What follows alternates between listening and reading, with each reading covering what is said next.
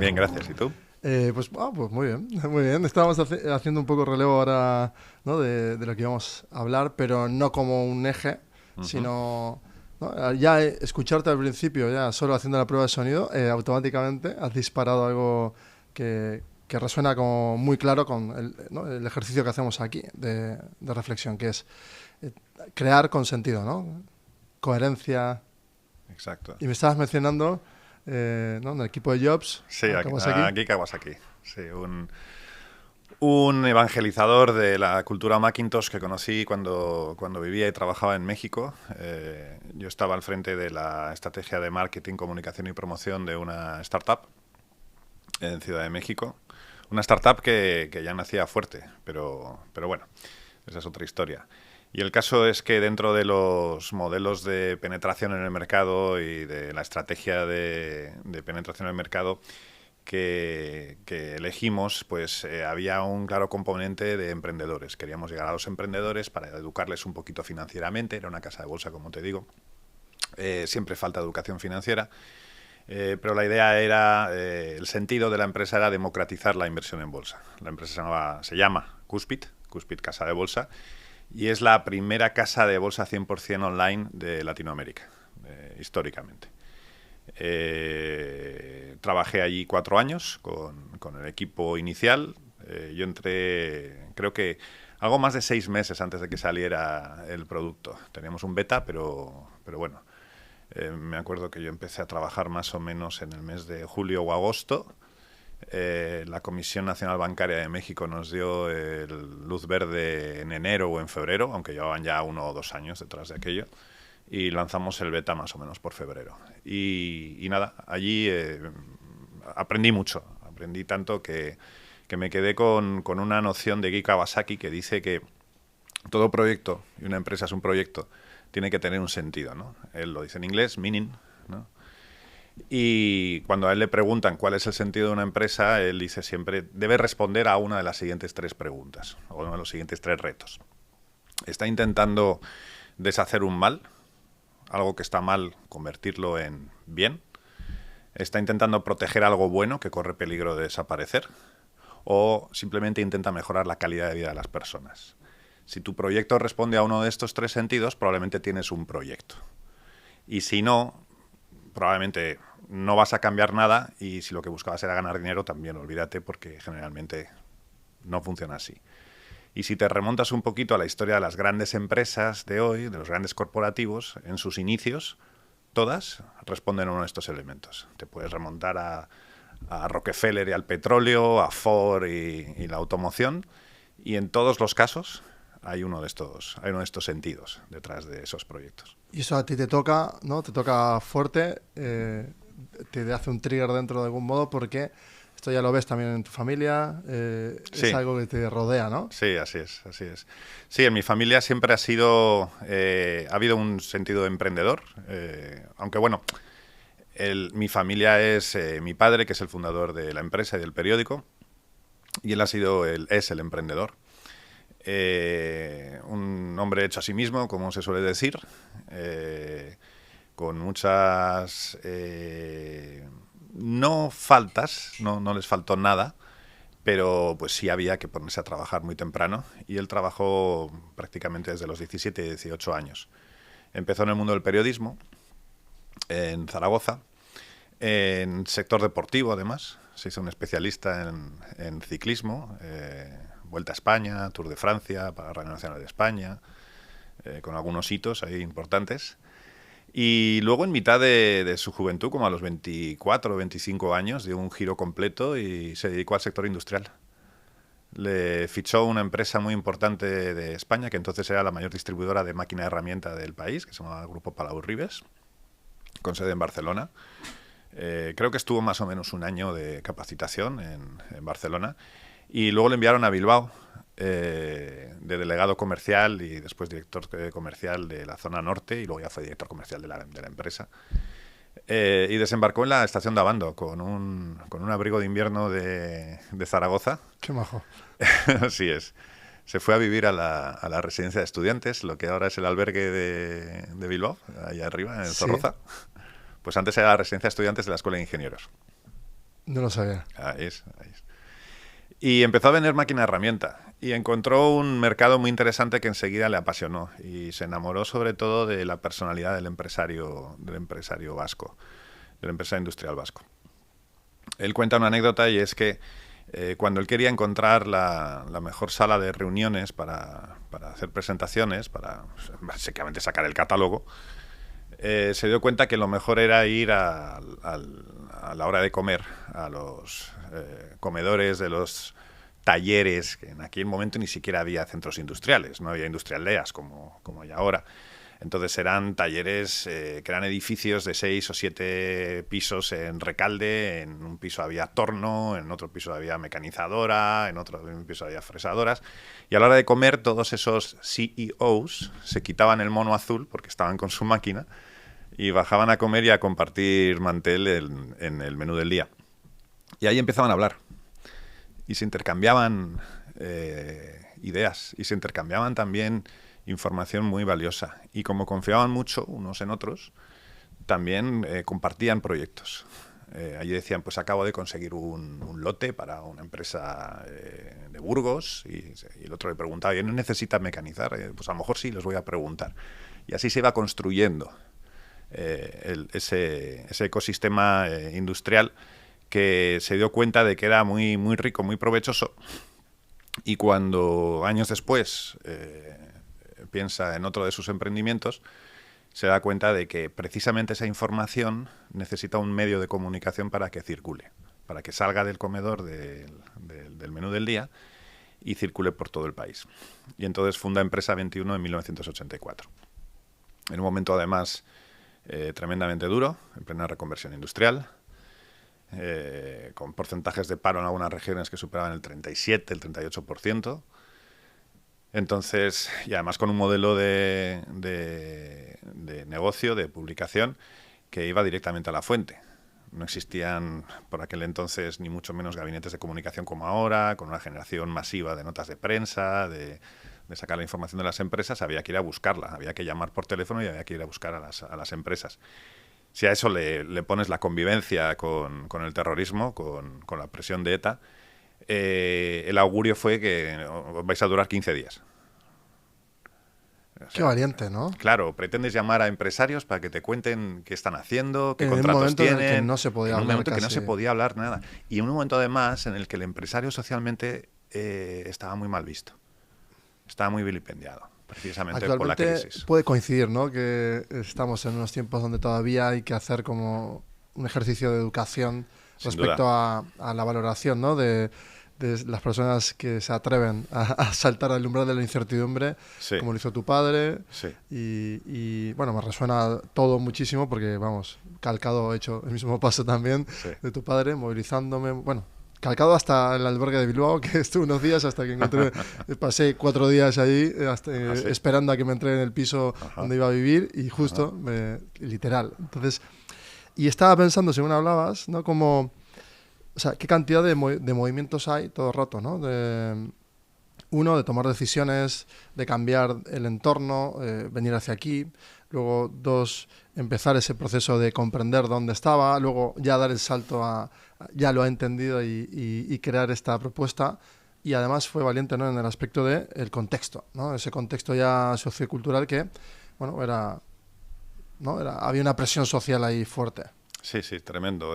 Más el hecho de que necesitas tener un perfil psicológico y emocional con la suficiente carga emocional para que lo que estás trabajando lo hagas tuyo y te enamores de ello. Porque si no, la presión no la vas a superar. Es que hoy justo dialogo con mi padre, pero bastante rato sobre esto, y él me decía, ¿no? O sea, cuando tú tienes al menos, ¿no? La idea de hacer el bien, tienes que tener antes igual la intención. Es decir, hacer el bien por el bien va a salir bien algo. Hacer algo mal siempre va a salir mal para mí. Es algo que él y yo siempre hablamos de eso desde niños. Desde niño yo y él ya siendo mi padre, ¿no? Pero es verdad que, bueno, pues que avanzar con todo claro y con la intención clara, ¿no? De que haciendo el bien te puede ir mal y que todo eso que es incertidumbre puede hacer que no llegues nunca ni siquiera a rozar ese sueño. Sin embargo, hay algo por dentro que empuja, ¿no?, a tu padre y le enciende la llama de que esto había que comunicarlo, que había un valor, que había algo había ahí. Sí, No sé como... si lo tendría tan visto como ahora, que no me has traído aquí la guía, que es increíble y espectacular la cantidad de datos, ¿no? O sea, infinitos datos, gráficas, o sea, Sí. esto es oro, ¿no? Sí, hay para más o quien... menos 10 millones de datos Bueno, compilados ahí. luego vamos a ir entrando en esto, ¿eh? Pero quiero seguir ahora con la figura de tu padre y cómo luego ya vienes tú y, ¿no?, y te llega este legado y pasamos a todo esto. Pero quiero poner en valor eso, ¿no? O sea, ¿qué crees tú, conociéndole y lo que has visto y ahora como te toca a ti también vivirlo, ese fuego, ¿no?, de saber que aunque puedas cambiar un porcentaje pequeñito del mundo, ¿no?, te nace hacerlo, y Sí, le nació a él? sí. Bueno, el emprendimiento tiene esa química tan interesante, ¿no? Tan bonita, en la que el objetivo casi personal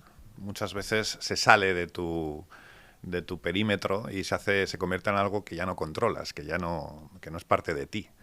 Si ha tenido ese éxito porque ha tenido ese sentido de mejorar la vida de las personas, de proteger algo que corre peligro de desaparecer o de deshacer un entuerto, al final tu proyecto ya es el proyecto de todos. Y por eso las empresas son, desde mi punto de vista, probablemente la institución de mayor arraigo social de una sociedad.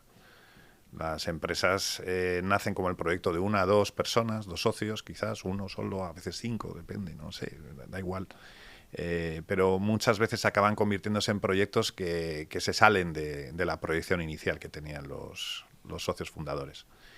Y nosotros somos una pequeña empresa, somos 18 trabajadores, somos una microempresa, prácticamente. En algunos términos somos pyme, dependiendo de la legislación que tomes, de la parte de la legislación que tomes. Pero estamos muy orgullosos de formar una parte muy pequeñita de un ecosistema, que es el ecosistema de las empresas vascas, sobre todo de las pymes en concreto industriales, porque así nació el periódico, aunque ahora tocamos otros palos también. Estamos muy orgullosos de hacernos, de intentar ser útiles para seguir conectando a las empresas. Porque si hay algo que debe tener muy claro un medio de comunicación en todo sentido, es que el contenido por el contenido no vale para nada.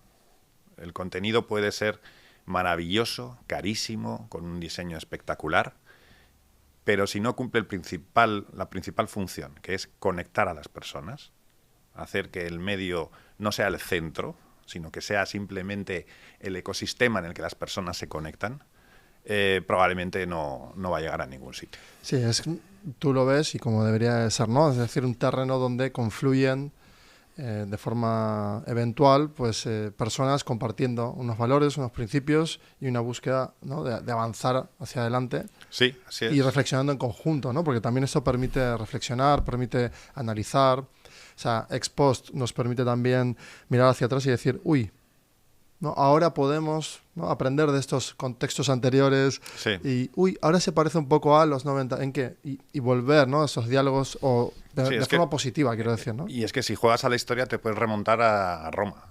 Es decir, es el nosotros romano.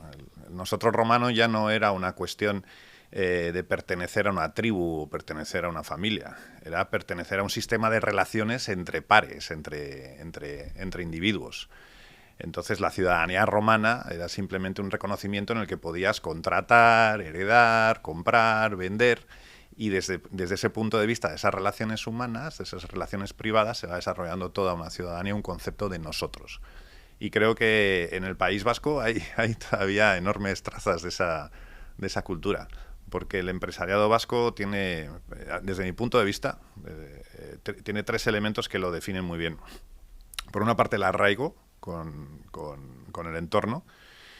Hay empresas que prácticamente el 80% de sus proveedores están en un entorno de los 60, 80, 90 kilómetros alrededor de la planta, y no es nada raro encontrarse con estos elementos. Por otra parte, la colaboración, como ya te decía aquella historia, de los empresarios que hablan, que colaboran, que comparten información. Una fuerte colaboración público-privada también, con un sistema público muy volcado y muy dejando hacer, porque es muy liberal el estilo del gobierno vasco desde los años de la crisis, pero también volcando muchísimo esfuerzo y muchísimos recursos en la empresa. Contratando también para ser consejeros de industria y para ser consejeros de economía a tecnócratas, a especialistas y a grandes profesionales que dejaron un ratito sus cargos al frente de bancos o al frente de grandes industrias para ayudar a sacar el país de aquel agujero que fue la reconversión industrial. Ahí, haciendo un paréntesis sobre Sí. en esta parte que toca política y volvemos, hablando el otro día con Pedro Luis Uriarte justamente, ¿no? Sí, Y bueno, y de hecho... claramente. justamente, ¿no? Sí, está en la portada de nuestro periódico. Exactamente, Sí. exactamente. Y hablábamos de eso, ¿no? O sea, preparando algo que vamos a hacer él y yo, también para dejar un poco el legado, ¿no? De lo que supuso toda su carrera. Y claro, cuando sale de lo privado, va a lo público y luego vuelve y ya pasa a divulgar. O sea, como son estados, ¿no? Que de forma natural debería de suceder, ¿no? Es decir, comprender desde lo privado, aportar luego desde lo público una temporada y luego volver ya para ayudar a las siguientes generaciones. Quizás sería una especie de, ¿no? de círculo virtuoso. Sí, Pedro Luis es un elemento, es un ejemplo claro. No es según yo le he escuchado, le he leído y a lo mejor me equivoco y luego viene a corregirme. Pero no creo que sea alguien que tuviera un proyecto muy definido. Es alguien que, según llegaban las circunstancias, él se adaptaba a esas circunstancias. Entonces, en algún momento le tocaba remontar una cascada y en otro momento le tocaba pues bajar tranquilamente por el río. Pero siempre era algo que a él le movía, algo externo. Y entonces creo que el empresario y la persona, el ser humano, es precisamente eso. Alguien que tiene que adaptarse continuamente a circunstancias extremas. Hemos tenido crisis durísimas en los 80, casi toda la década de los 80, en la primera mitad de la década de los 90, otra vez al principio de los 2000, luego la crisis económica, la crisis financiera de 2009, luego la pandemia, cada vez son más cercanas. Entonces, ejemplos como Pedro Luis Uriarte o otros también gestores claves. A mí me viene a la cabeza Jesús Alberdi, por ejemplo, que fue el primer director de la SPRI, de la Sociedad de Promoción y Reconversión Industrial. Todavía se llama SPRI y todavía tiene la R de reconversión industrial. Es verdad. No la han borrado porque saben que es un proceso continuo, es un proceso que no cambia, es un proceso que no muere nunca. Pues todas estas personas, todos estos ejemplos que para mí son gigantes y hoy caminamos sobre sus hombros, consiguieron construir una naturaleza, un ecosistema y una idiosincrasia de un sector industrial y empresarial vasco que hoy en día es la clave del bienestar del País Vasco. Tal es así que este estudio, por ejemplo, lo pudimos adquirir gracias a El Cargui, que nos hizo de aval. Obviamente con todos nuestros riesgos también, ¿no? Cooperando como privado en ello, pero el aval contra justamente la compra. ¿Por qué? Porque el Cargui lo mismo es, o sea, todos esos soportes y vehículos, como bien decías tú, público-privados, sí, que en una buena medida y bien compensado sí, es virtuoso, y en otros ejemplos de otros sistemas muy probablemente, ¿no? Termina distorsionando, ¿no? La implantación de lo privado sobre lo público, o al revés. El Cargui es otro gran ejemplo Es que lo veo total. de institución nacida de la iniciativa de Adegi, de los propios empresarios guipuzcoanos, cuando no había financiación en el mercado. Eso es. Cuando los bancos se limitaban a trabajar con los bonos del Estado y con los pagarés y las letras del Tesoro, y no les interesaba, no había mercado para la financiación a las empresas. Entonces los propios empresarios guipuzcoanos, y Adegi es también otro gran ejemplo de ecosistema colaborador y no sé, me viene a la cabeza el Gran Corta y todo lo que representó. Es uno de esos elementos que han construido eso, porque la tercera clave, la tercera distinción que yo considero que tiene el empresariado vasco, es que tiene un compromiso innegociable con la calidad y el trabajo bien hecho. Y el compromiso a la palabra y a la calidad. Eso le sitúa a las empresas en un segmento de alta calidad, de alta innovación, de trabajo por tener siempre el producto puntero, no estar compitiendo con los grandes mercados del precio bajo, de lo barato. Ellos siempre han buscado un poquito, siempre la excelencia. Y en ese sentido, pues nada, con eso se cierra el círculo. Arraigo, colaboración, tanto entre empresas como público-privada, y compromiso con la calidad y con la necesidad de cumplir con el mandato del cliente o con el compromiso que dio el empresario. Esas han sido las puertas que han abierto a la empresa vasca, a la industria vasca, las puertas de la exportación hacia Alemania, hacia Francia, hacia Italia, hacia Europa. Se habla también de inversiones con arraigo mucho ahora. De hecho, es un eje estratégico claramente, ¿no? Es decir, que pensemos, bueno, lo mismo que una startup nace aquí y pueda soñar con ser un unicornio y creernos que podemos lanzar startups a todo el mercado y conquistarlo. ¿No? Desde esa perspectiva también lo otro, ¿no? Es decir, tenemos ahorros, capital, confiemos también en los proyectos locales, apoyemos. En Euskadi se dan todos los elementos para que haya un gran ecosistema emprendedor. Lo que pasa es que hemos empezado un poquito tarde. El emprendimiento arranca realmente fuerte en Cataluña, que eran los que tenían los mayores indicadores en volumen de inversión, en empresas disruptivas, en empresas de alta escalabilidad, como definen las startups, y casi siempre relacionadas con tecnología o comercio electrónico, ¿no? Y Madrid estaba ahí un poquito a la par. Pero yo cuando llegué de vivir en México, y yo estaba muy involucrado en el ecosistema emprendedor, en las startups en México, me encontré un panorama que, comparado con otras regiones, pues no estaba tan fuerte. Pero es que también tenemos una alta empleabilidad. Creo que, no me acuerdo si era el 90% de los licenciados en la Escuela de Ingenieros o en cualquiera de las universidades de ingeniería o técnicas encuentran trabajo meses después de terminar la carrera. Por tanto, a lo mejor no había ese empuje o esa necesidad de hacer el emprendimiento.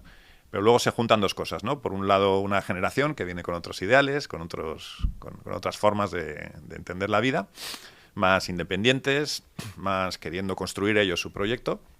Y por otro lado, pues la pandemia y la crisis económica anterior, de la crisis financiera anterior, que también obligó a muchos jóvenes y a también no tan jóvenes, a otros empresarios a reconstruirse, a reidearse y a trabajar como startuperos, ¿no?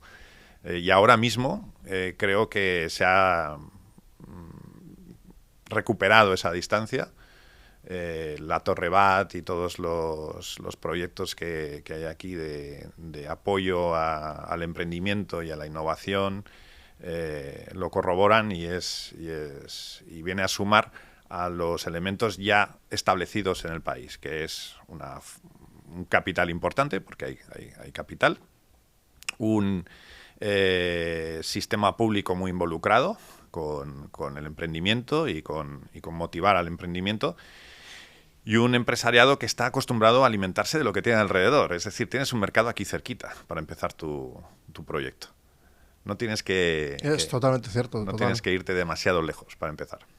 Claro, porque esa lógica de cercanía también ha generado como, ¿no? Es casi como nichos de laboratorio, como para, si quieres lanzar un MVP, pues testearlo en diferentes pequeños nichos y luego comprender mejor el producto antes de dar el salto a lo global, por ejemplo. Sí, hay muchas empresas que ya sea porque entran en algunas ITEC y tienen que colaborar con otros conglomerados, en consorcio con otros, pues les supone un gran apoyo para trabajar 2 años o 1 año, 3 años testando. Y eso es maravilloso. En ningún sitio tienen eso.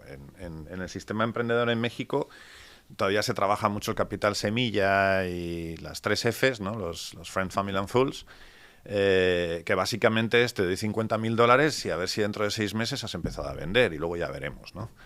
Pero aquí tenemos una serie de capas que permiten seguir impulsando y seguir trabajando en esos proyectos.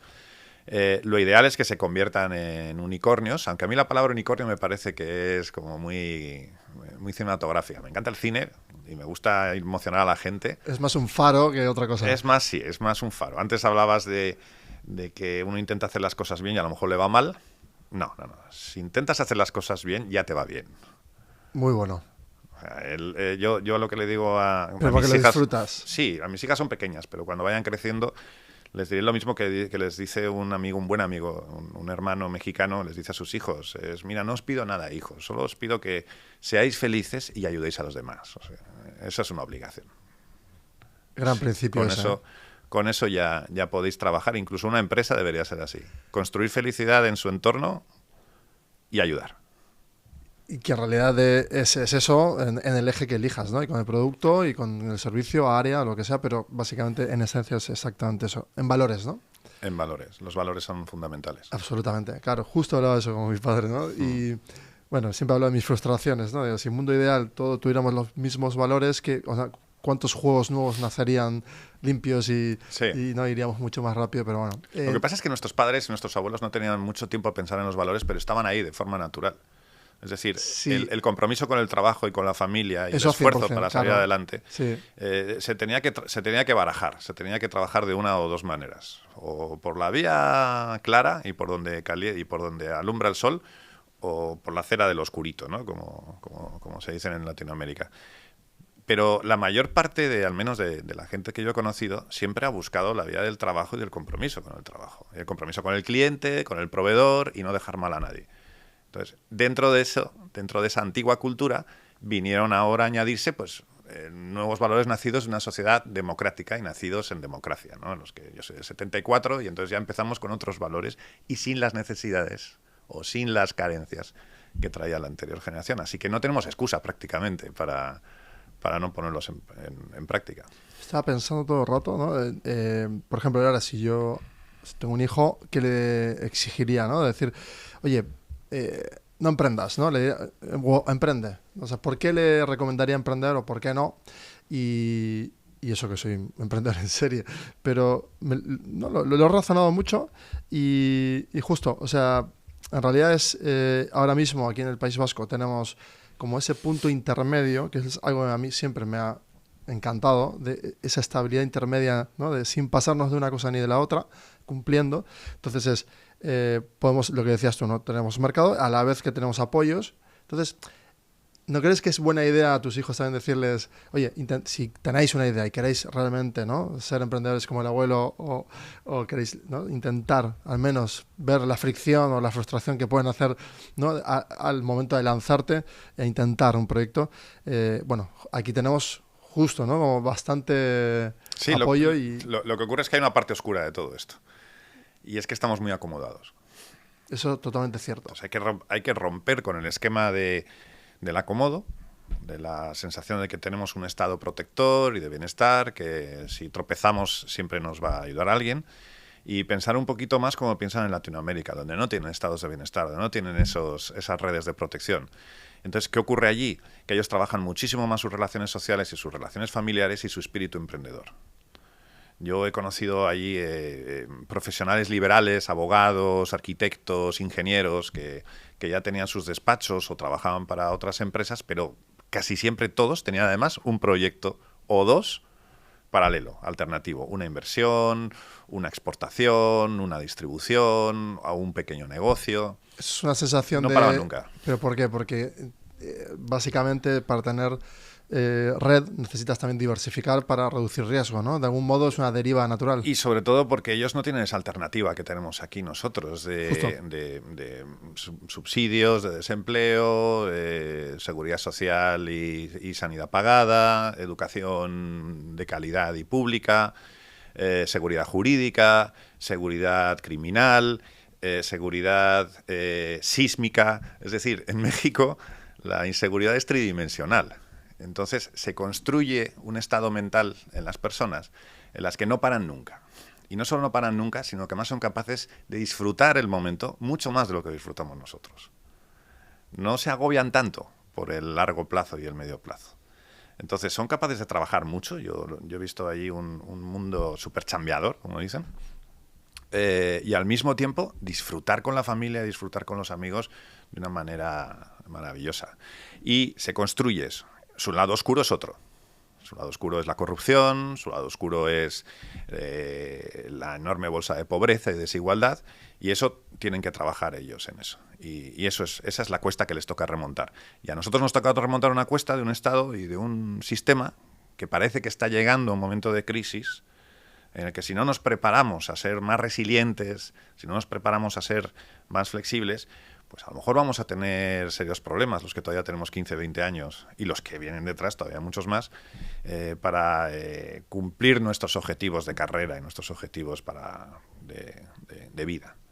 Entonces, podemos aprender, es como una especie de retroalimentación. Lo que a ellos les falta, a nosotros nos sobra, lo que a nosotros nos falta, a ellos les sobra. Y bueno, y ahora hay merge, ¿no? Sabiendo, empezando a haber un merge en talento, viene gente de Latinoamérica aquí, que también eso puede impulsar este tipo de hibridación, ¿no? De mentalidades que pueda acelerar lo que dices. ¿Le recomendarías entonces a un joven Z... irse a México, por ejemplo? Bueno, sí. Eso, mira, entonces antes de emprender, ¿no? Seguro que sí. Antes de emprender sería un buen... Es una escuela espectacular. Eso es un buen punto, ¿no? Antes de emprender, quizás vivir la incertidumbre físicamente, ¿no? De moverte. Sí, totalmente. Los ingleses tienen esa tradición de que una vez que terminan la carrera, sus estudios, salen de Eton o de Harvard o de Oxford o del college o donde sea que estén, y se van a vivir 1 año o 2 años por el mundo. Sí, porque Erasmus no completa toda esa experiencia de incertidumbre igual. Sí, y porque están acostumbrados. De alguna forma es también una civilización de una isla que salió también a comerciar y que salió también a conocer un mundo y construyeron también un imperio comercial. Entonces, como para ellos es muy fácil viajar de país de la Commonwealth en país de la Commonwealth, pueden pararse a trabajar, pueden hacer... Y forma parte de su currículum y creo que está muy bien valorado allí si has tenido ese 1 o 2 años de viaje por el mundo y de exploración, ¿no? Igual que en Estados Unidos valoran muchísimo que hayas nacido en un estado, que hayas vivido en otro, que te hayas movido a otro, que hayas estado moviéndote continuamente. Buena palabra, consigna, exploración, porque en realidad no es viajar, ¿no? O sea, no podemos presumir algo como viajar y ya está, sino es desplazarte, vivir la exploración y en esa frustración constante de no comprender y de tú mismo, ¿no? Tener que buscar, empezar a comprender, empezar a adaptarte y a relacionarte para encontrar tu espacio y hacerte a ti mismo, como lo hizo tu padre. No va de distancias, sí, es moverse. Y como lo han hecho muchos vascos, están también en nuestro ADN, en nuestra historia. Absolutamente. Si vas al Museo Marítimo, todavía está cerrado, pero el Museo de Historia en el Casco Viejo, ves los balleneros vascos y ves el espíritu explorador que tenían de ir a buscar bancos de bacalaos al otro lado del mundo y pasarse allí casi 1 año trabajando. Es decir, ya estaba ahí. Y también hay empresas que están en el mundo exterior desde hace muchísimos años.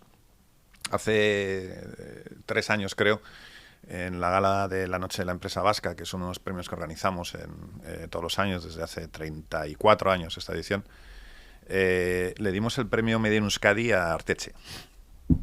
Y Alex Arteche, en su discurso, decía que sobre todo recordaba en este momento cuando su aita y su tío, que andaban por Chile, que andaban por ahí, por el mundo, y que se pasaban 4 semanas o 3 semanas por ahí, llamaban a casa y él le tocaba contestar el teléfono y era su aita. Entonces él quería saber, le quería preguntar, y la aita le decía, sí, hijo, todo está muy bien, pero pasa el teléfono, ama, que esto es llamada internacional y es muy caro. Entonces él se daba cuenta de que había un esfuerzo, de que estaban saliendo, ellos eran segunda generación. Es una historia muy bonita también. Todas las historias son preciosas. Es que te iba a decir eso, que la historia de Arteche y todas las historias de las empresas vascas en general son preciosas. Eso es, porque no es solo la historia del emprendedor, sino luego ya la narrativa que se crea alrededor, todo lo que afecta solo a una empresa. Leyendas, para series. O sea, eso es, bueno, ya hay, ¿no? Hay mucha narrativa al final. Lo que pasa es que no somos tan buenos contando nuestras historias, no somos buenos en el storytelling, y a lo mejor nos falta eso, para emocionar a la gente. Sí, si hacemos un ejercicio un poco de autocrítica en este aspecto, deberíamos siempre de mejorar más en comunicación, estoy absolutamente de acuerdo, por eso también estoy abocado en ello. Y otra es lo que, en positivo ya no autocrítica, sino decir, sí que cuando miramos la historia y nos orgullecemos, ¿no?, de aquello que hicieron, ¿no?, nuestros antepasados y realmente lo leemos, lo comprendemos, lo interpretamos y luego lo transmitimos, ¿cómo cambia la sensación de quien, ¿no?, de la gente que te acompaña? Sí, y si mantenemos el gusto por tener buenos profesionales y un buen ecosistema de comunicación, que también es importante. Sí, sí, sí, sí. Nos falta un poquito también, estamos perdiendo muchísima base cultural en la sociedad para volver a leer periódicos, volver a leer libros, volver a documentarte, pero no en segmentos de 40 segundos, sino en dedicarle tiempo, ¿no? Si somos capaces de eso y además superamos la natural timidez o cerrazón del empresario vasco, nosotros cuando les llamamos y les decimos, pero lo que me estás contando es espectacular, y él siempre nos contesta, pero ¿eso a quién le importa? ¿Qué le importa que mi abuelo volviera después de la guerra civil y montara una fábrica en Munguía, y que los belgas le ayudaran, y que hoy es pues uno de los grandes líderes de los generadores de electricidad, que trabaja en plantas nucleares o en los mayores telescopios del mundo, ¿no? Pero es mi abuelo con un pequeño taller en Munguía. ¿Eso a quién le importa? No, le importa a muchísima gente. Tenemos que trabajar y tenemos que seguir comunicando eso. Hay que contar esas historias porque la narrativa, la historia, es lo que nos une como sociedad. Partimos como sociedad a través de un relato, de una leyenda, de una historia. ¿De dónde venimos? ¿Fueron unos dioses que cayeron a la tierra y se quitaron las costillas y construyeron hombres? Bueno, cada civilización, cada pueblo cuenta su historia. Pero la historia es lo que nos une. Y luego ya construimos sistema político, sistema religioso, lo que quieras, sistema económico. Pero tenemos una historia. La historia la cuentan los profesionales de las historias. Y cuando la cuentan, aparte, a corto, que tú puedes, ¿no? Te cuentan la historia y puedes conocer a aquellos que fueron parte de ella, hace que tú conectes o empatices más. Y, ¿no? Porque una historia hace 2000 años, bueno, pues si te gusta la historia, bien, pero si no, puedes que no conectes con ello. En cambio, si realmente... Y son ejercicios también de divulgación, ¿no? Interesantes porque...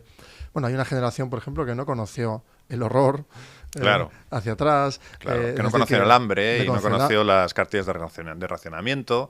Exactamente, ni se habla de eso ya. Claro, que no supo que hubo que montar un taller de llaves, por ejemplo, ¿no? No sé, la gente no lo sabe, el viandante no lo sabe. Pero 3 de cada 5 llaves de coches que se usan en el mundo se fabrican en una empresa en Guipúzcoa. Y lo empezó el abuelo, con un taller de llaves. Y esas historias hay que contarlas para... ¿Y en cuántas generaciones? En 2, máximo. Son... Creo que ellos son tercera generación ahora mismo. Pero quiero decir, vale, vamos a poniéndolo en orden de magnitud. Sí, 3, vamos a poner como un límite, ¿no? Son tercera generación. ¿Cuántas historias puede haber ahí, no? Si miramos solo 2 generaciones atrás, nada más. Sí. Las historias de éxito de nuestro mundo de hoy no es la batalla de las Termópilas y no es la batalla de Maratón que animaba a la gente, ¿no? Que venían con la gran noticia: hemos ganado, hemos vencido, hemos resistido, vamos a seguir vivos un año más. Hoy las historias de éxito es cómo como sociedad seguimos evolucionando, seguimos mejorando la calidad de vida de las personas, seguimos protegiendo a los que se quedan un poquito atrás, que nadie se quede atrás, o cómo protegemos lo que tenemos, lo que es bueno y no queremos perder. Esos son los 3 elementos que tenemos que movernos como sociedad y en los que se tienen que coordinar ciudadanos, empresas, gobierno, instituciones. Moviéndose todos juntos ahí, y los buenos comunicadores como tú, contando las historias bien, emocionando a la gente, pues son las bases de salida de cualquier crisis. Como te decía, nosotros, gracias a Dios, no tenemos los elementos de necesidad y de desesperanza que tienen en países en desarrollo. Tenemos infraestructura, tenemos sistemas de protección ya creados.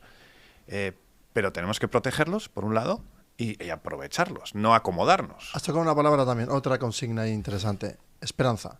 Que ¿no? Se puede, ¿no?, presumir que está también en otro espacio, otro campo, pero la esperanza es uno de los ejes que hace que se encienda esa llama de querer seguir haciendo ese bien que sabemos de forma intencionada que queremos hacer, ¿no? Es decir, comunicar más, fabricar para resolver, productizar. Sí. Es un eje. Si se pierde la esperanza, se pierde toda base. Si lo utilizamos como eje para que todas esas grandes historias se traduzcan, basado un poco en esto, en aumentar, sería un parámetro interesante, ¿no? Sí. De medir. Sí, a mí me vienen... Pues muchísimas historias de empresas que también nacen de la esperanza. El caso de una empresa es un gran líder en las máquinas herramientas, en los tornos CNC, y en un momento dado la generación anterior tiene una crisis fortísima, se endeuda, se quiebra, entran en quiebra, y es la siguiente generación, son los hijos del fundador de la empresa los que toman las riendas de la empresa. No estaban obligados a ellos, tenían 20 y tantos años, acaban de terminar sus carreras, podían optar a otras cosas más seguras, no tenían que enfangarse tanto. El problema era muy gordo, o sea, tenían la fábrica embargada, las patentes embargadas, un montón de deuda. Pues se echaron para adelante, tenían esperanza en que sabían que había algo que había que proteger, que era la obra de la familia, y por otro lado que ellos estaban muy convencidos de que podían sacar adelante, seguían teniendo esperanza e incluso fueron contracorriente. En aquel momento todo el mundo quería vender a los alemanes, a los franceses, a los italianos. Ellos decidieron vender a los españoles, al mercado nacional. En aquel momento todo el mundo quería hacer maquinaria a la medida, es decir, contra proyecto, contra diseño. Porque los únicos que lo hacían en producción tendida, es decir, en contracatálogo, por decirlo así de una forma fácil, eran los japoneses, porque eran los únicos que eran capaces de hacerlo bien. Y ellos dijeron, no, pues yo lo voy a hacer también, como lo hacen los japoneses. Y también les dijeron, pues no, pues os damos 15 días también de vida. Pues mira. Pero porque quien, claro, esto de las frases, ¿no? Viene alguien y sentencia, ¿no? No te va a ir bien, no sabes dónde te estás metiendo, no lo hagas. O sea, sí. ¿Cómo no soportar? El emprendedor es un rebelde. Claro, pero me refiero sobre todo primero, cuando escuchamos esas frases y como emprendedor y herramienta para el emprendedor, es decir, que no hay que escuchar eso porque claramente es superficialidad, sí. no es puro análisis, porque en el caso de esta gente, como mencionas tú, ¿no? De que los hijos han visto desde dentro, que su padre seguramente se ha esforzado, cosas inenarrables que ni siquiera, ¿no? Han salido a la luz ni al fuero de la propia empresa ni ya público. Es decir, que hay esfuerzos y cantidad de veces que nos vemos los emprendedores, ¿no? En la intimidad, que pasan injusticias o que el propio mercado es injusto porque por lo que sea cambia comportamiento y tú tienes que encajar la idea, volver a adaptarte, pero luego también hay 1000 problemas que pueden surgir y eso no se narra, pero yo creo que no se narra nunca. Entonces, claro, solo lo ven tu familia. Es que el esquema del emprendedor es ese. Por eso apostaron ellos, ¿no? Sí, el verdadero emprendedor tiene un perfil psicológico que es totalmente distinto al de un gestor o empresario que es un director general de una empresa ya establecida. ¿Por qué? Pues porque el emprendedor es casi un psicópata de las decisiones. Total. Es decir, lo tiene todo en contra, le están diciendo que no va por ahí, se le acerca gente y le dice, hijo, yo tengo 20 años de experiencia en esto, conozco este mercado, hazme caso. Y tiene que de alguna manera ir superando todas las barreras que le surgen a la hora de ir explorando, haciendo testeo de producto y de ir poquito a poquito. Y luego también pues las influencias psicológicas que cuando las cosas no van bien pues se le acercan de la izquierda y a la derecha. En la parte de los hijos y digo, claro, todo embargado, hasta las patentes. Ahí me has tocado ya a la fibra. Sí, si ya las patentes estaban embargadas, ¿cómo hicieron? Lo único era... No tenían patentes. Pero tenían creencia absoluta de que si su padre le había dado todo, ahí había que seguir. Y que ellos tenían una idea, decían, creo que hay un hueco ahí. Exacto. Creo que nadie ha visto esta oportunidad. Claro. Creo que nadie la ha visto. Vamos a apostar por Qué mejor observador que un familiar que ha visto todo desde dentro. Y luego, ¿qué hace un joven con 26, 28 años? No, emprender seguramente... ¿Qué es lo que tiene que hacer? Se tiene que arriesgar. Es su obligación. Sí, pero normalmente igual lo primero un joven, eso lo hilamos al inicio, ¿no? Recomendar o no emprender. Claro, en realidad no es recomendar, es una persona debe de primero explorar y chocar con mucha adversidad y saber lo que, ¿no?, supone ello, o verlo de forma directa y saber que va a sumergirse en ese espacio de absoluto incontrol. Sobre todo que lo haga, pero que no lo haga pensando en el dinero, que no lo haga pensando en la retribución y que no también en la retribución inmediata. Es que lamentablemente estamos intentando ahora recuperar una tendencia a la que nos hemos metido sin querer y en la que pues las generaciones que están empezando ahora quieren retribuciones inmediatas y rápidamente conseguir lo que lo que buscan. Y desterrar también la idea del dinero. Lo que yo les pediría a los jóvenes que empiezan es, ya empieces como emprendedor o trabajando para una empresa, implícate. Créetelo. Te doy tiempo a que pruebes empresas, a que pruebes proyectos. Tienes el tiempo y casi tienes la obligación de hacerlo. Como animal social que eres. Estás obligado a hacerlo. Muy bueno, sí, sí. Forma parte de tu retribución a la sociedad que te ha educado, que te ha mantenido, que ha sabido Al menos llevarte. atraviesa esa fase. Sí. Busca el progreso personal y contigo, con la inercia que tú creas, el progreso de muchas otras personas. Para que cuando tengas un equipo, le des las gracias a tu equipo todas las navidades, en la cena de Navidad de la empresa si quieres, pero sobre todo les des las gracias a sus familias, a los que también ellos les apoyan y ven que trabajan muchas horas, que están metidos en un proyecto que requiere motivación, implicación, que es un proyecto emprendedor. Y entonces todo eso debe moverse junto. Además tenemos una fuerte cultura cooperativa en el País Vasco. También podemos aprovecharlo. Tenemos una fuerte cultura de justicia social, de alguna manera. También podemos aprovecharlo.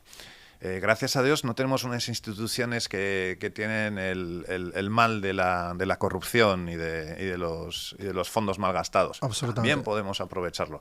No aprovechar todo eso es terrible. A mí se me ponen los pelos de punta cuando somos récord en ausentismo laboral. Se me ponen los pelos de punta con eso. Se me ponen los pelos de punta cuando vemos los indicadores de creación de empresas. 380 y tantas empresas menos que el año pasado a estas alturas. Nosotros en nuestros indicadores lo vemos. El sector industrial, el sector manufacturero vasco representa hoy el 30% del volumen de negocio de las empresas privadas, de las empresas. Y es el que baja en ventas. Están subiendo en ventas pues otros sectores que vienen de abajo, pues el comercio, el turismo, etcétera. Pero ya hemos visto dónde está el arraigo y dónde está la construcción de una sociedad con calidad de vida. Está en la industria. Está en esos segmentos de las empresas que crean empleo de calidad y que crean arraigo. Así que está muy bien. O sea, yo estoy orgulloso de enseñar Bilbao cuando viene la gente de fuera, pero también me doy cuenta de que llega un momento de meter otra vez el dedo en el enchufe. Ya lo hicieron en el 84, 85. Lo volvieron a hacer otra vez en los años 90 con Porter. Lo volvieron a hacer otra vez a principios del 2000. Y ahora parece que también el nuevo gobierno vasco también se ha dado cuenta de que llega otro momento de girar otra vez el Rubik que tienes ahí en la mano, ¿no? Ponerlo a trabajar. El propio Pedro Luis que has mencionado lidera unas iniciativas en este sentido, ¿no? Y entonces tenemos otra vez que volver a salir de lo acomodado, de qué bien se viene Euskadi, qué bien están las carreteras, qué bien está todo cuidado. La verdad es que da gusto. Es un hecho, da gusto. Yo vivo en Madrid y vengo a Bilbao 2 semanas al mes. Y cuando vengo digo, la verdad es que sí, está muy bien cuidado, es para estar orgulloso. Pero hay que salir de ese acomodo. Tenemos que darnos cuenta que hay ciertas cosas en las que tenemos que trabajar. Baja natalidad, ausentismo laboral, algo está pasando. En los datos, claro, ahora nos vamos a sumergir un poco ¿no? en todos los datos que exploráis. Sí. Quiero comprender mejor también, ¿no? De cómo fue la evolución. Al principio, claro, quiero también entender cómo llegas tú a Empresa 21, a la editorial, sí. y cómo ya coges el testigo y... Bueno, era la empresa de mi familia. Sí. Yo a mi padre le veía trabajar sábado, domingo, lunes, martes, miércoles, todos los días. Y cuando teníamos fin de semana, pasábamos todavía por la empresa un ratito para estar ahí. Entonces, para mí era natural estar en la empresa. Entonces llegó un momento que creo que era que yo quería sacarme el carnet de conducir y me dijeron, bueno, pues te vienes todo el verano a trabajar en la redacción. y ahí empezó a picarme el bicho. Siempre me gustó. Algunas de las personas que trabajan hoy en el periódico están desde aquel día que entré por la puerta. Está Alfonso Aldai, que está desde el año 92, como yo. Y otros llevan desde 2000, desde 98, llevan ya muchísimos años. Entonces, se formó una familia que ha ido subiendo mucho, luego decreciendo con la crisis financiera, que nos pegó mucho a los medios de comunicación, con una caída tremenda de los ingresos, sobre todo de publicidad, pero fuertes todavía y resilientes. Y también con mucha emoción cuando salimos, o ahora el día 3 de noviembre, que haremos la fiesta de la gala de la Noche de la Empresa Vasca en el museo, cuando vengan 300, 400 empresarios y nos digan otra vez lo habéis llenado. Sois tan pequeñitos, sois un periódico tan pequeñito, pero otra vez lo habéis llenado. Otra vez habéis conseguido llenar esto de empresarios y que vengan de Vitoria, que vengan de San Sebastián. ¿Y por qué crees que sucede esto? Porque hay un elemento en el que cuando mi padre diseñó el producto, diseñó el modelo de negocio, él quiso insertarse dentro de esa cultura empresarial. Ya la conocía muy bien, porque durante años había estado muy metido en el mundo empresarial.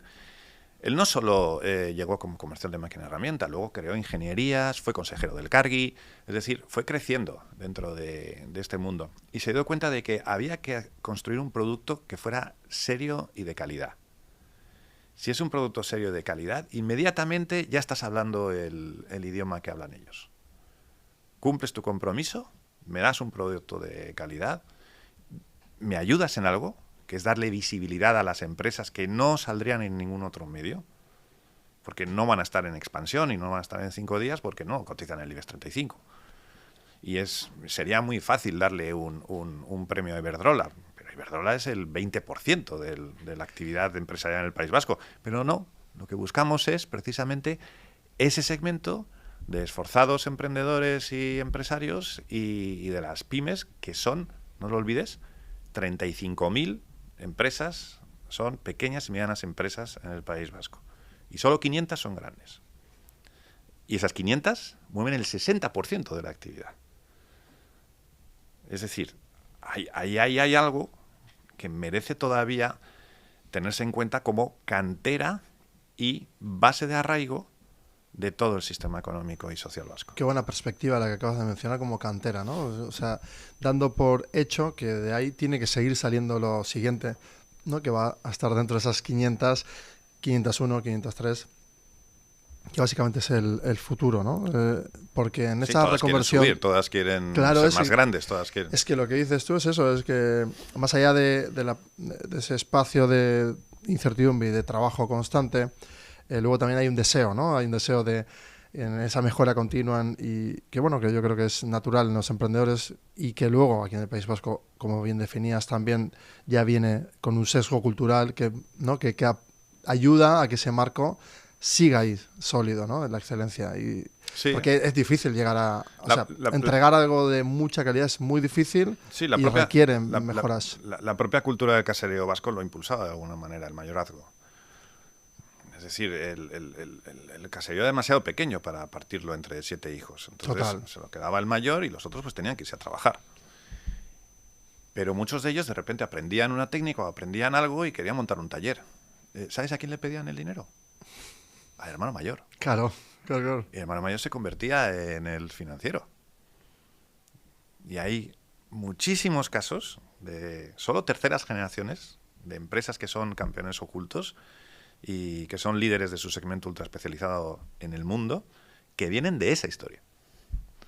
Entonces, como ya estaba dentro de nuestro ADN, dentro de nuestra subconsciente colectivo, es muy normal que encontremos que en Euskadi la industria y el emprendimiento genera esa inercia.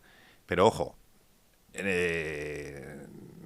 con el dedo bien en la línea y dándote cuenta de que los indicadores te dicen que estamos perdiendo empresas, que tenemos mucho ausentismo laboral, que hace falta también impulsar la natalidad. Eso significa seguir creando empleos de calidad y y salarios que permitan mantener el nivel de vida que estamos acostumbrados.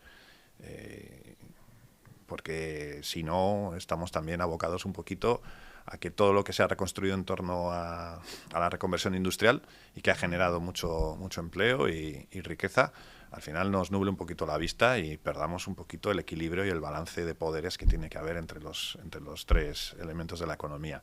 Un arraigo industrial y productivo y manufacturero fuerte, un sistema financiero que afortunadamente es fuerte, con un banco líder mundial, unas cajas que subieron a reconvertirse y que ahora son unos bancos que sacan los mejores indicadores de Europa de solvencia. Están aquí, en Kutxabank y en Laboral Kutxa. Y además, un sistema educativo fuerte, con unas universidades y unas escuelas punteras.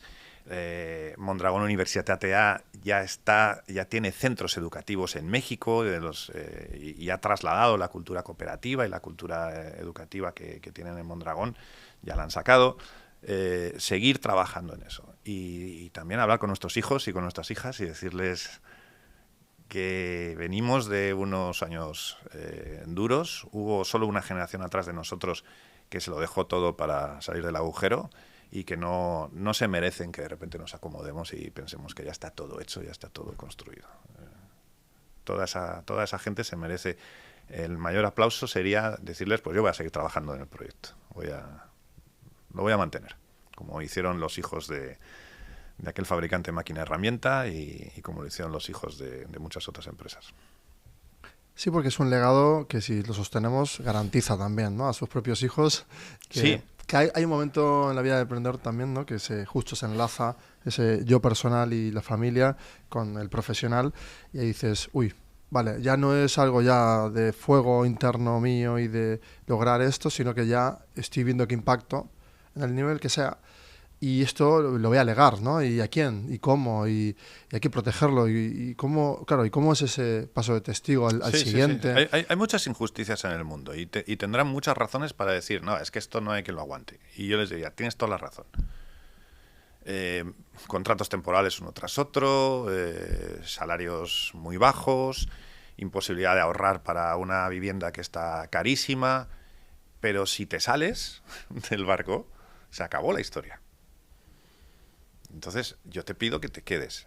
Y por el otro lado tenemos que también lo que están haciendo nuestros líderes empresariales y políticos es intentar reconstruir la idea original, que es seguir manteniendo la creación de un sistema económico y social sostenible, enriquecedor y protector de la sociedad. O sea, intentemos que no se vayan, intentemos que se queden aquí con nosotros y al mismo tiempo escuchémosles y démosles la razón. El punto que a mí me gustaría contar a la gente, y yo soy un enano en esto, tengo 50 años, imagínate, no he vivido nada comparado con Pedro Luis y con todos los demás que vienen, que están ahí todavía empujando fuerte. Yo lo que les quisiera contar es que más allá de la buena educación y la buena ropa y la buena comida que hemos vivido siempre y que hemos tenido todos nosotros, hay un pasado inmediato que está ahí muy cercano, hace solo décadas, en los que se pasó mal, se generó una idea, se construyó un proyecto y ese proyecto sigue vivo. Ese proyecto no se ha terminado todavía. Hay que pasar el testigo. Ya seas emprendedor o ya quieras entrar en el mundo laboral, implícate. Dale algo más de lo que tú pides que te den. ¿A ti te ha pasado alguna vez cuando empezaste a trabajar que te decían, tú cuando termina aquí tu jornada laboral o cuando terminas aquí, ¿qué haces después? Mi actitud siempre ha sido la misma, de preguntar, de estar, de revolver, remover. Si te interesa, si te ha gustado. Y si no te gusta, búscate un sitio que te guste. Bueno, eso es lo primero que hice. Cuando ya vi que no quería trabajar para otros, pero muévete. Claro, pero me moví y me choqué contra todo, sí. Pues muévete. Y es lo que le diría yo a la gente. Moveros, estar en movimiento continuo. Bueno, de hecho, no solo eso, sino que luego me moví de mi propio país de que había nacido y vine aquí. Es decir que... ¿Tú O dónde sea, naciste? yo nací en Buenos Aires Pues no te pero veo nada porteño ya. no, no, no, pero porque justamente toda mi familia también es de aquí y Ujú. tengo toda la traza de aquí en realidad, pero bueno, todo el norte. Y curiosamente es eso, ¿no? Es decir, cuando yo empecé a chocarme contra esos límites y barreras y no me gustaba y empecé a darme cuenta que no estaba donde yo quería estar y que todavía tenía que vivir más cosas y era muy joven, decía, no, pero ¿por qué te vas a ir? ¿Por qué? Y todo el mundo me cuestionaba, si estás bien, quédate. No, me decían, aquí mejor que en otro sitio con total incertidumbre. Y digo, no, no. Y me vine aquí, a Bilbao. Claro. Bueno, no Y está mal que nuestros padres nos quieran proteger, sobre todo por suerte mis padres nuestra... no, mis padres no, ¿eh? Mis padres me han Sí, impulsado. Pero siempre amigos, es que es normal, ¿no? sí. Intentar ahí... Hombre, yo entiendo también que cuando vienes de situaciones muy duras, pues quieras seguridad para tus hijos, ¿no? Y un empleo público o un trabajo en el que estés ahí bien. Pero si miras las cifras, dices, es que ni con una ni con otra puedes conseguir hoy ahorrar para pagar una casa antes de los 30 años. Bueno, pero Es hablamos casi, casi de la imposible. generación de mi abuela de Valencia, por ejemplo, y que su hermano murió en la guerra y Sí, que ellos se fueron, no pero sé, esa es la emigraron. circunstancia que les tocó a ellos. Claro, pero Nosotros tenemos otra guerra. muy Nuestra guerra es diferente. distinta, pero es otra guerra también que nos toca pelear. Exacto, y yo, claro, eso es, y yo en esas narrativas también, ¿no? Esos relatos, como bien decías también al principio, de que somos la construcción de muchos relatos, ¿no? Que se van como aunando y creando tu propia perspectiva, ¿no? Y luego tu individualidad, pero que en efecto somos hijos del colectivo todo el rato. Y como sociedad nos une un relato. Lo primero que nos unió como sociedad fue un relato, fue un cuento. 100%. Entonces, Claro. si subes aguas arriba a ese relato, te das cuenta que todas las familias coinciden en lo mismo. Bueno, sí es verdad que hay muchos que nacieron con 3 y 4 generaciones de gente ya acomodada, ¿de acuerdo? Muy poca. También es verdad que en el año 82 no había tantas empresas y la riqueza no estaba tan distribuida como es ahora. 12 familias o 8 familias controlaban la banca, la industria, el comercio, absolutamente todo. Pero bueno, hoy la situación es distinta. Hoy tenemos otros retos y otras cosas a las que afrontar. Lo primero es intentar desconectarnos de la pantalla, buscar no la retribución inmediata, no los 40 segundos o los 10 segundos de relato en TikTok. Intentar dedicar tu atención a algo y concentrarte en ello. Como ese profesor que publicó un reportaje en The New York Times hace un par de semanas en el que se pasa 3 horas viendo las meninas en el Prado. 3 horas. Y hace una crónica de las 3 horas. Y de sus apuntes y lo que va pensando, etcétera. Y traslada a sus alumnos de Historia del Arte en Estados Unidos que a partir de ahora sus trabajos no van a ser de que me analices un movimiento pictórico o un movimiento artístico. No. Dedícale 3 horas a ver un solo cuadro. 1. Concéntrate. Busca la profundidad. Qué bueno, me ha encantado porque es uno de los retos también que voy viendo, ¿no? Por ejemplo, cuando yo tengo el otro canal para los emprendedores y me pongo a hablar de un tema y digo, venga, voy a hablar de un tema, me lo preparo, y digo, pues horas y horas y lo voy definiendo. Claro, y es imposible y solo de un tema, de entre cientos y cientos, y claro, no puedo hacerlo en menos de 1 hora y media de contenido. Y es exactamente como me acabas de decir. Claro, y todo el mundo me dice, no, no, pero tienes que hacer cosas. Digo, no, no, que yo no voy a hacer contenido para la restricción actual del algoritmo. Yo hago activos para siempre.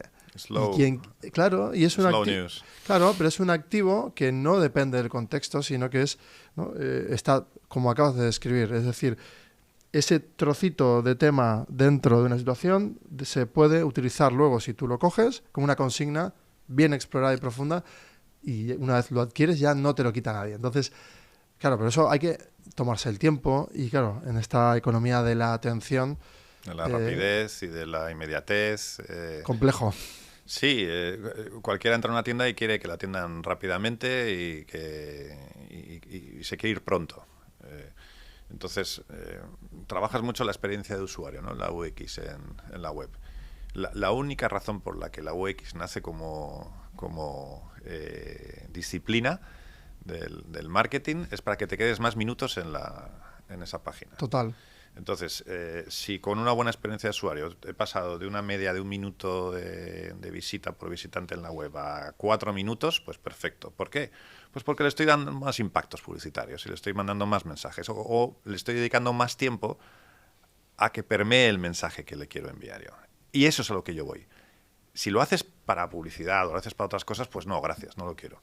Pero si lo haces para que tu mensaje, la promesa de valor que le quieres transmitir a esa persona trabaje mejor y llegue, perfecto. Entonces, sí, dedícale tiempo, dedícale todo el tiempo necesario a eso. El problema es que ya no tenemos competidores en otras agencias, ya no tenemos competidores en otros medios, ahora competimos por el tiempo. Somos ya como una especie de pirañas que van a intentar devorar un poquito de los restos que quedan de la gran pitanza que se pegan de intentar comerse los minutos de atención, los segundos de atención de las personas. Entonces, tenemos que limitarnos a lo que conocemos y a lo que sabemos. Construir un relato de una forma profunda y reflexionada como lo haces tú, o un proyecto, será mucho mejor que pensar que lo que tienes que hacer es quitarle ese segundo, llamarle la atención y pegarle con un martillo en la cabeza. Pero porque en realidad no secuestro mi creatividad o mi exploración al contexto, es decir, no caigo a ser hijo del tiempo, sino decir, yo creo que lo que como tú dices, y que siempre se ha demostrado, cuanto más profundizas en una habilidad y la vas demostrando en el tiempo, luego el contexto ya te va a permitir que eso se explore como sobredemanda. Ya llegará la sobredemanda, pero la demanda se va creando muy poco a poco. Y hilando sobre eso, me encantaría, ¿no? Porque claro, saber en todas estas métricas, porque al final, claro, ver un cuadro es lo mismo que esto, ¿no? Es decir, yo si tengo 3 horas para ver de todo mi eso. tiempo, sí, claro que sí. O sea, un founder informado debería, al igual que un ciudadano, pero en este caso emprendedores y empresas, darse las horas para explorar, comprender las gráficas. ¿Crees que aquí hay un reto interesante ¿no? En respecto a tomarse el tiempo para comprender lo que sucede realmente? Sí, está pensado como una herramienta de consulta, de comparación y también de comprensión. Es un ladrillo que pesa casi 2 kilos. Pero por eso vale tanto, ¿no? O sea, vale en efecto por lo que digo, porque si lo exploras, aquí está todo. Lo estamos digitalizando, de hecho, se va a convertir en una herramienta más interactiva, todavía más útil, todavía más fácil de consultar y de comparar. Pero hay algo que parte y que es esencial. Primero, no es la obra de un economista, es la obra de un periodista. Por tanto, no esperéis encontrar un estudio económico-financiero que os diga dónde hay que invertir. No. Esto lo que intenta es buscar un momento histórico en el que existe la suficiente cantidad de datos para entender lo que ha pasado. Muy bueno. Es decir, como son las cuentas de pérdidas y ganancias y los balances que todas las empresas vascas están obligadas a registrar en los registros mercantiles. ¿Cuántos miles eran? En este son casi 47.000. O sea, todas. Increíble. Todas. Creo que la muestra cubre más del 90 y tantos % de todas las que estaban obligadas a presentarlo. Entonces, esto nos obliga a pensar que no es una encuesta. No es algo de lo que está pasando en 2025, ni siquiera es algo de lo que ha pasado en 2024. Claro. Para tener ese volumen de información que te dé unos datos que sean lógicos y que te dé un resultado, te tienes que ir a lo mejor 2 años para atrás. Entonces, el que busca un consejo de inversión o qué empresa voy a comprar o en cuál tengo que, no sé, lo que sea, no lo va a encontrar en este libro. Lo que va a encontrar es una explicación de dónde venimos, de cuáles son las circunstancias de partida a las que se enfrentan a las empresas para hacer lo que están haciendo el año pasado 2024 y este año 2025. Es decir, partieron de este margen de rentabilidad, partieron de estos indicadores financieros, partieron de que crearon mucho empleo, de que hicieron muchas amortizaciones, es decir, entiende de dónde venimos, para que entiendas también a qué otros retos se enfrentan. Eso mezclado luego con geopolítica, geoestrategia, lo que quieras, y a lo mejor tienes un elemento de comparación muy chulo. Pero sobre todo, para lo que lo utilizan es para consultar. ¿Quieres ver cómo le va a esta empresa? ¿Cómo le fue? Ahí está. Que son indicadores que al final son interpretativos posterior, ¿no? Es decir, tú tienes que tener primero una necesidad antes de procesar el dato. Por ejemplo, yo tengo una idea de negocio que se puede parecer a otros negocios, pero es diferente. Voy a estudiar un poco a ver cómo han sido los resultados. Sí, a ver, hay un análisis en el que no podemos entrar, que es el análisis interno. Este es el análisis externo de las cuentas de una empresa. Eso es. Pero claro, luego te haría falta ir a hablar con los directivos y con los trabajadores de esa empresa durante 3 meses para entender lo que no pueden contar las cuentas, ¿de acuerdo? Pero en las cuentas hay un elemento de comparación y hay un elemento de útil que te indica, por ejemplo, qué empresa lo ha pasado mal. Entonces, hay una oportunidad para ayudar a esa empresa. También te indica qué empresa lo está pasando bien. Hay una oportunidad para seguir trabajando de ese éxito. Siempre hay oportunidades. Y lo que intentamos ahí es que identifiques tú las oportunidades por el indicador que más te guste. Y con el nivel de conocimiento del plan general contable y de las cuentas de una empresa que tengas. Pero prácticamente todos nuestros usuarios son responsables de desarrollo de negocio, porque buscan esas oportunidades, o directivos, porque quieren tener ese conocimiento. Esas son las razones por las que acuden al libro. Por otro lado, da una visión alternativa a la visión oficial. Aquí puedes comparar la información que nos da los gobiernos y que nos dan las instituciones de estadística, pues el INE o Eustat. Parte siempre de ciertos elementos, ¿no? Y el PIB es el principal, ¿no?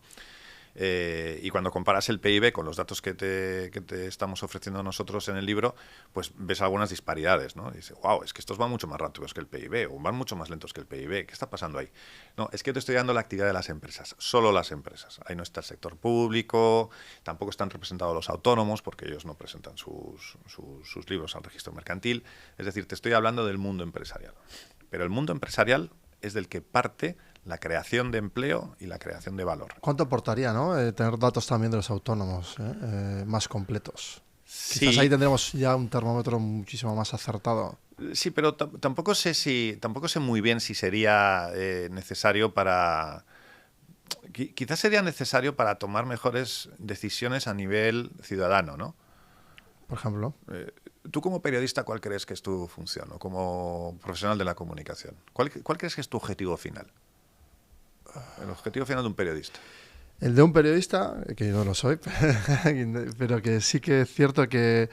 Bueno, lo primero es crear ayudar a generar el contexto de futuro. Es decir, que las reflexiones en el presente sean lo más certeras y, ¿no?, ceñidas a la verdad, que les permitan obtener más perspectiva dentro de su unicidad.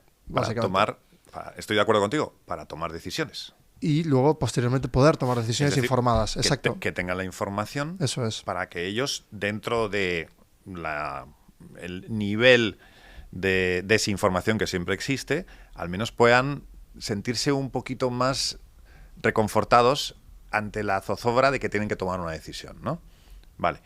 Pues como periodismo puro y duro, o periodismo básico, la decisión principal de ese ciudadano es el voto. Es la única que puede tomar, de hecho. Sí, no hay más. Entonces, la función de un periodista sería: yo voy a fiscalizar y auditar la acción del gobierno, también voy a fiscalizar y auditar las acciones de la oposición y los otros partidos políticos, voy a cruzarlo con toda la información económica y desarrollo que tengo para que cuando llegue el momento de tomar la decisión electoral, la única que puedes tomar tú como ciudadano, pues tengas información y la puedes tomar de una forma más reflexionada o más pensando en el bien común, ¿no? Bueno, eso sería lo maravilloso, eso sería lo utópico, ¿no? Sí, estaba pensando justo, según lo dices, a nivel ciudadano, preguntar cuántas veces hemos leído los proyectos políticos y... Eso sería la utopía general. Bueno, claro. pero nosotros como periodistas de nicho, y el nicho nuestro es las empresas vascas, lo que intentamos es darle información para que puedan tomar decisiones sobre lo que tienen que hacer ellos, sobre a qué le voy a dedicar el tiempo que tengo para prospectar mercado o para buscar oportunidades de negocio, pues nuestra pequeña contribución, humilde contribución, entre todas las fuentes de información que hay, es darle este elemento. Porque esto genera, volviendo a la conversación en el edificio donde tu padre descubre que los CEOs iban a comer y compartían, Sí, y tenían un vínculo. No existía todavía siquiera el acrónimo existía. de CEO, pero sí eran directores generales fundadores. Claro, claro. Pero tenían el mono azul puesto, estaban con la máquina. Es que ahí quería llegar también. Hemos llegado a un punto en el que nos hemos distanciado quizás también, ¿no? Ese efecto de distanciamiento entre lo operativo y lo estratégico y quizás, bueno, esto claramente es un conector con esa realidad. Sí, el libro es un elemento puntual de todo un año de trabajo editorial. En el periódico lo que hacemos es todas las quincenas llamar por teléfono a las empresas como si fuéramos comerciales. Así se hacéis, es increíble. Sí. Increíble, El trabajo sí. de la redacción es llamar y perseguir la información. Nosotros no esperamos que nos llegue la nota de prensa. También se trabajan notas de prensa porque son importantes, pero siempre buscamos pues darles nuestra amplitud, ¿no? de desarrollo. Pero básicamente casi todas las informaciones que están en las primeras 24 páginas o en la sección de actividad empresarial son noticias que hemos ido a buscar a esa empresa y nos la han contado. Entonces, desde el punto de vista del sentido que tiene el periódico en la edición quincenal es decir a las otras empresas qué está haciendo su vecino, con quién está trabajando, con quién está colaborando y para que tú veas posibles conexiones con tu propia actividad. Además, la estructura del artículo es casi, se han mimetizado todos los redactores después de tantos años trabajando. Ya sabes que salvo algunas manías que tenemos como periodistas, pues casi todos tenemos la misma estructura, ¿no? Yo una vez me rompí el brazo en México y estuve 3 meses dictando las noticias a mi mujer. Y como se las dictaba, al final terminábamos de escribir, mandábamos el periódico, lo que fuera, y me decía, ¿te sabes la noticia de memoria? ¿Cómo es que te sabes la noticia de memoria? Y le decía, no, es que llevo escribiendo la misma noticia 15 años. Cambia el número, cambia el sustantivo, cambia tal, pero como ya tienes una estructura marcada, pues ya es una forma de operar. En el periódico hay un titular y hay un lead, ¿no? Y eso es lo básico. Pero si ves la estructura de una noticia clásica de Empresa 21, te vas a encontrar que poco a poco se van haciendo afluentes, bifurcaciones, se menciona esta otra empresa, se menciona esta otra colaboración, y entonces de repente te das cuenta de que hay no solo una oportunidad del titular, que a lo mejor pasas de él, pero si te das el tiempo de leerlo, te vas a encontrar que hay otras oportunidades escondidas ahí. La clave de lo que busca un periodista, si alguien en la web busca que te quedes 3 minutos en su web, lo que busca un buen periodista es que te leas la noticia entera, ¿verdad? Total. Porque sabemos que prácticamente funciona igual que las zonas calientes en una búsqueda en Google, ¿no? Sabes que si no estás entre las 3 primeras resultados de búsqueda, probablemente ya no te vayan a encontrar. Pero en un periódico quieres que te lean hasta el final. Acabo de ver a Guillermo Torronsoro, que justamente estuvimos grabando también un episodio increíble con él. Y veo que aquí es extraordinario. Libros también que recomendáis. Sí, las editoriales nos envían libros todas las quincenas y los recomendamos. Somos un periódico clásico. Las primeras 7 páginas son de opinión. Es decir, hay columnistas, hay colaboradores, hay gente que nos envía sus artículos, los publicamos. Las siguientes páginas son de pura empresa y pura actividad empresarial. No es un periódico de producto. Nosotros no estamos hablando de las características técnicas de una máquina herramienta, de un CNC, de un torno. No. Nosotros estamos hablando de la actividad de esa empresa. Está invirtiendo, está internacionalizando, está consiguiendo nuevos contratos, ha conseguido una subvención para desarrollar un proyecto de I+D. De hecho, por eso nos llaman el periódico de las buenas noticias, porque como no caemos nunca en quebró o entró en concurso de acreedores, ¿no? Trabajamos sobre oportunidades. Entonces, sacamos eso adelante. Y luego es cada quincena, sacar 48 páginas de actividad empresarial todas las quincenas es muy difícil. Requiere estar muy encima de esas fuentes. Eso te iba a decir justo porque, claro, luego, bueno, esas fuentes aparte te lo van a contar con muchas ganas, ¿no? Porque... No vienen con muchas ganas. ¿No? No. Pero que vienen de ferias en diferentes sitios, ya traen datos frescos todo el rato. Primero, la actualidad no existe, como bien sabes. O sea, ¿cuál es tu reto aquí mayor, ¿no? En el que reto, tienes que trabajar duro. El reto es que en los últimos años muchas de estas empresas han desarrollado sus propios órganos de comunicación y de generación de contenidos, aprovechando que Internet y las redes sociales les ha dado un soporte ubicuo, sin límites, muy barato, y ellos están contando sus propias historias. Pero son los departamentos de marketing y de promoción de las propias empresas. Yo lo que les quiero decir es, llevamos 33 años contando tu historia.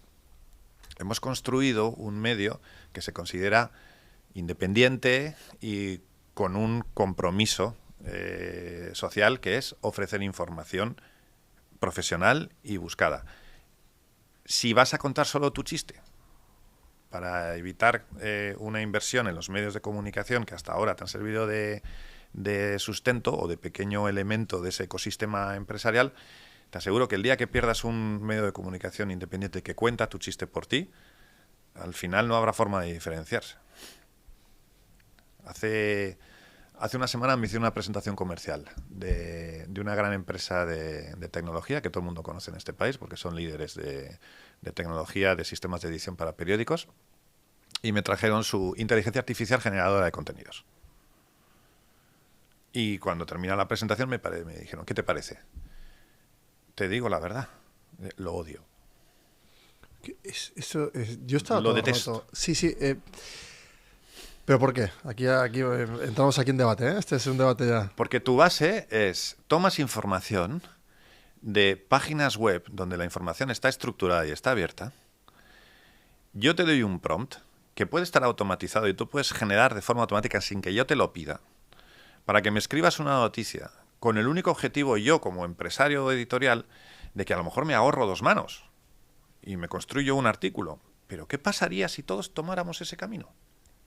¿Qué pasaría si todos los medios dejáramos de llamar a las empresas y dejáramos de buscar la diferenciación para hacer todos lo mismo? Es que eso se acaba rápido.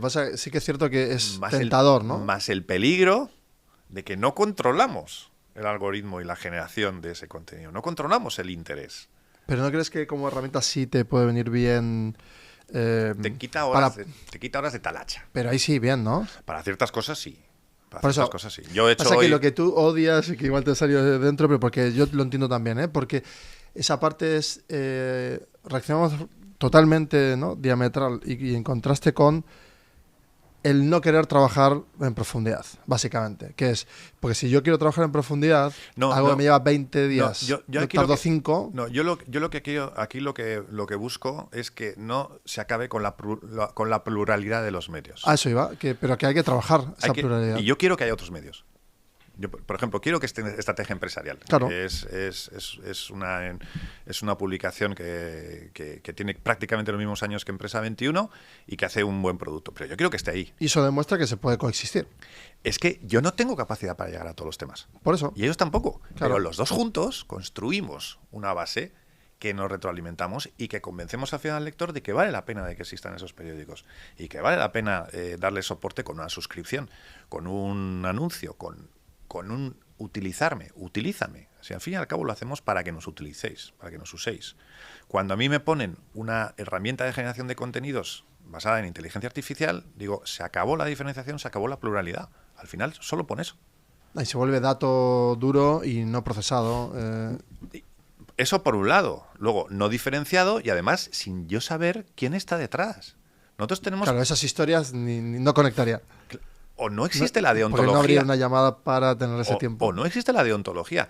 Esa es otra. En la deontología de la profesión tienes que tener lo clásico, ¿no? Sí, las fuentes, transparente, veraz, útil. Pero hay un elemento que se olvida mucho la gente. Responsable.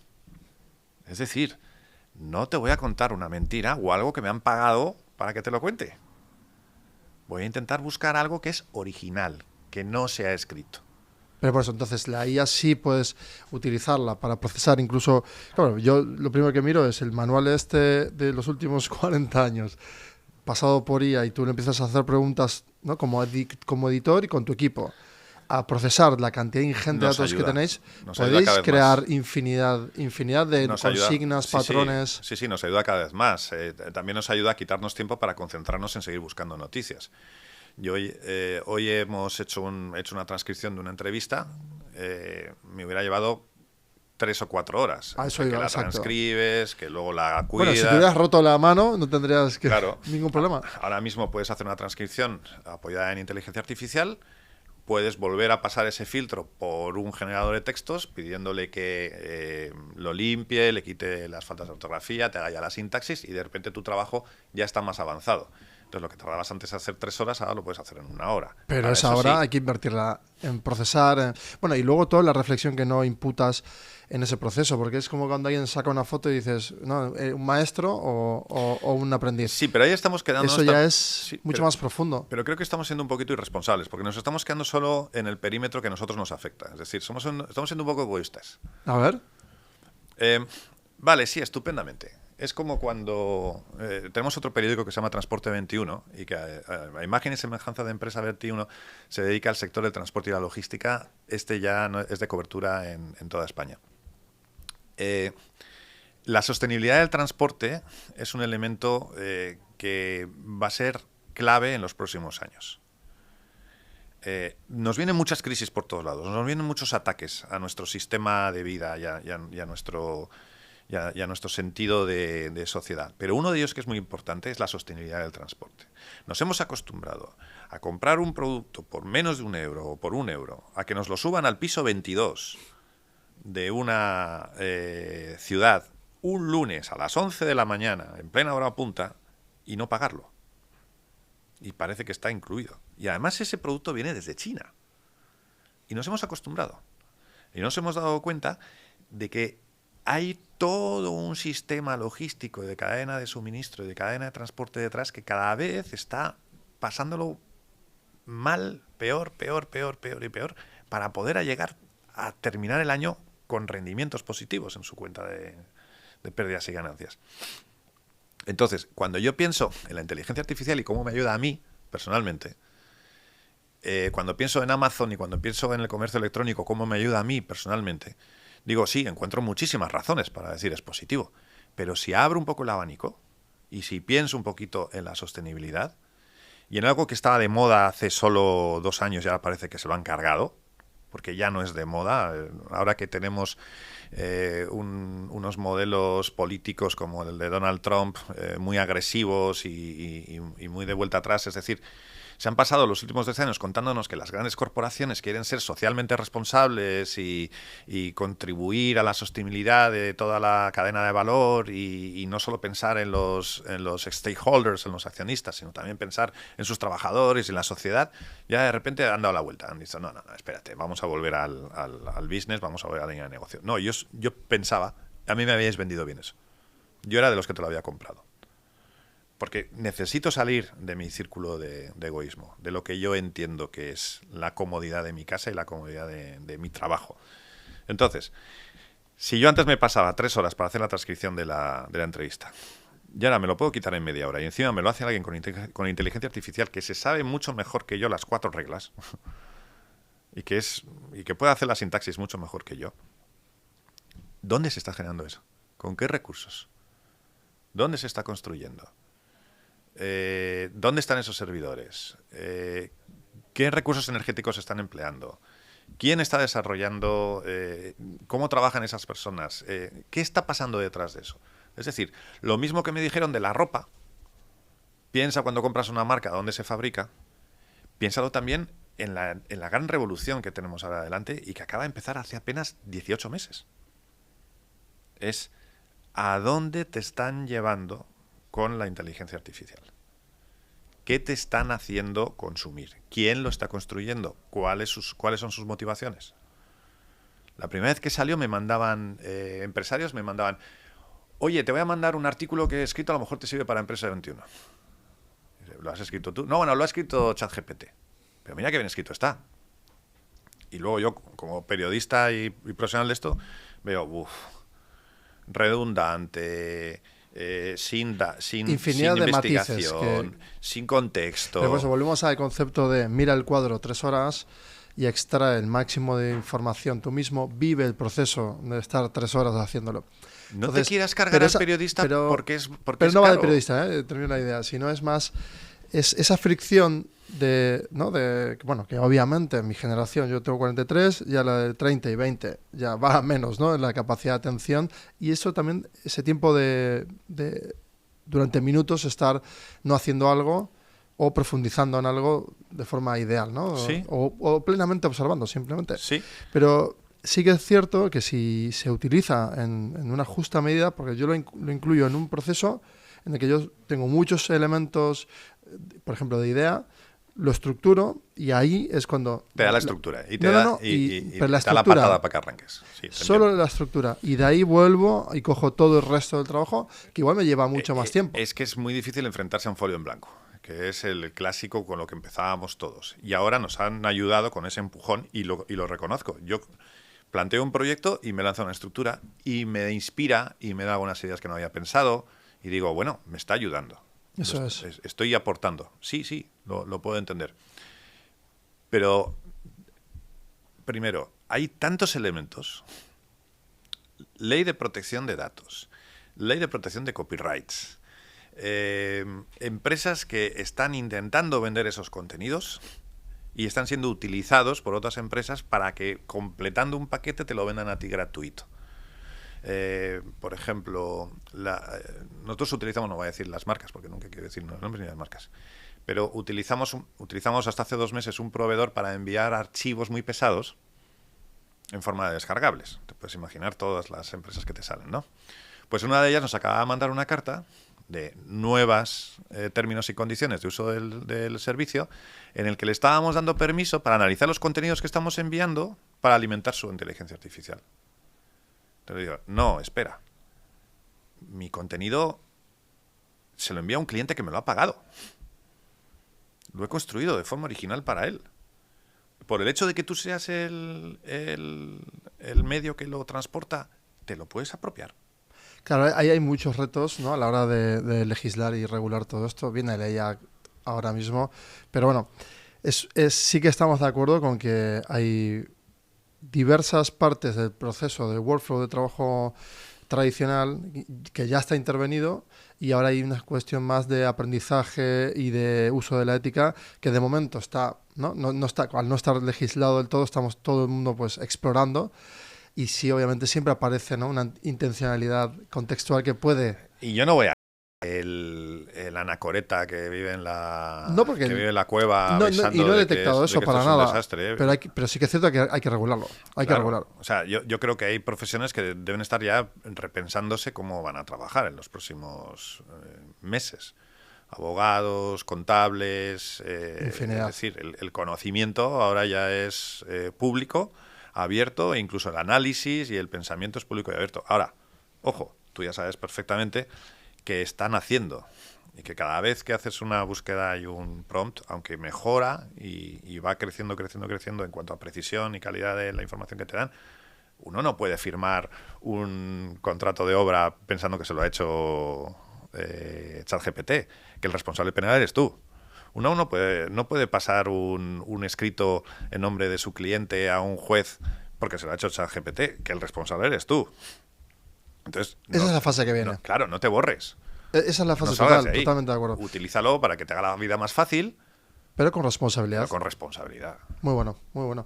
Me ha encantado este buen rato que hemos estado, ¿eh? Me he liado, porque soy muy parlanchín y... No. Tú y yo tenemos que seguir charlando. Lo que necesites. Porque creo que... Bueno, primero decir que ya se nota en tu voz esa libertad que seguís teniendo por cómo te expresas y cómo sigues, ¿no?